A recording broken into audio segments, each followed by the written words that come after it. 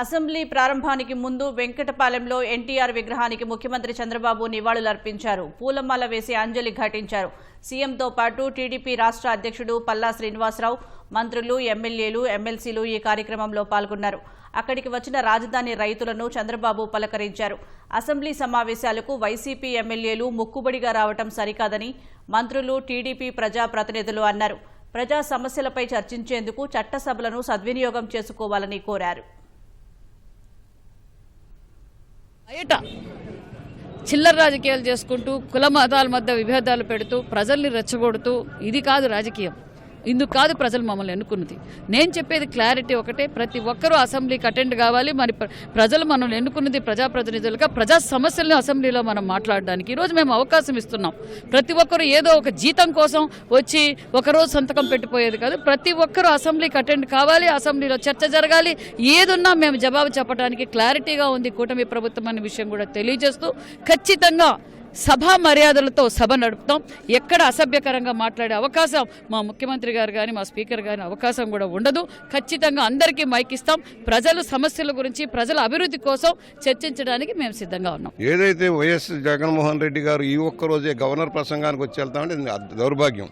మేమంటున్నామంటే బాధ్యత కలిగిన ప్రతిపక్షంగా అసెంబ్లీకి వచ్చి డిబేట్లో పార్టిసిపేట్ చేసి చట్టసభల్లో జరిగే లోటుపాట్లను కాదు, ప్రజలు ఎదుర్కొన్న సమస్యలు కనీసం వాళ్ళ నియోజకవర్గాల్లో వాళ్ళ సమస్యలు ఏదైనా ఉంటే వెలుగు తెచ్చేదానికి, దాని పరిష్కార మార్గం ఎత్తడానికి అవకాశం ఉంటుంది. బాధ్యత కలిగిన ప్రతిపక్షం నుంచి పారిపోవడం సరైనది కాదు. ఈ ఒక్కరోజు వస్తామంటే అది మీనింగ్లెస్. అలాగే సభలో కూర్చోవాలి, సంతకాలు పెట్టి జీతాలు తీసుకోవడం కాదు. నాకు ప్రతిపక్ష హోదా ఇస్తేనే వస్తాను. ప్రతిపక్ష హోదా ఎలా వస్తుంది? నీకు 11 సీట్లతో రాదు. దేశంలో ఎక్కడా లేని ఏ సంప్రదాయం లేదు, నీకు కొత్త సంప్రదాయం ఎలా వస్తుంది? కల్తీ జరిగిందని సజ్జల రామకృష్ణారెడ్డి చెబుతాడు, సుబ్బారెడ్డి చెబుతాడు, అందరూ చెబుతారు. అసలు కల్తీ ఎందుకు చేశారు?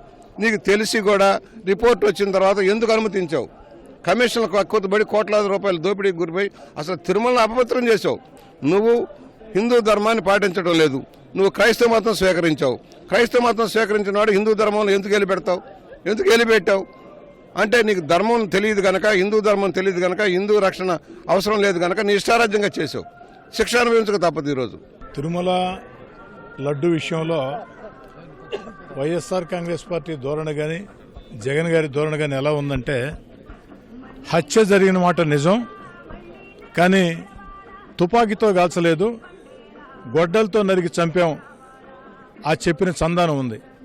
ఎందుకని చెప్తున్నానంటే, ఒక పక్క వైఎస్ఆర్ కాంగ్రెస్ పార్టీ నాయకులు లేదా జగన్ గారే చెప్తున్నారు తిరుమల లడ్డులో కల్తీ జరిగిందని.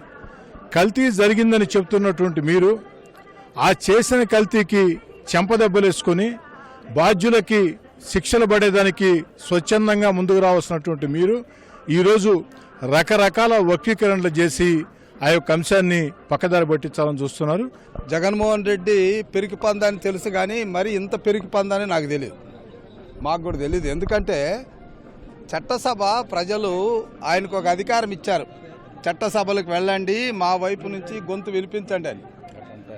రాజ్యాంగబద్ధమైనటువంటి చట్టసభకు రాకుండా, అక్కడ మాట్లాడాల్సినటువంటి మాటలు మాట్లాడకుండా, చర్చ జరపకుండా బయట నుంచి విమర్శలు చేసేదానికి ప్రజలకు ఏమాత్రం కూడా రుచించదు, దానికి విలువ లేదు. కాబట్టి ఆయన రాజధాని విషయంలో మాట్లాడడానికి అనర్హుడు.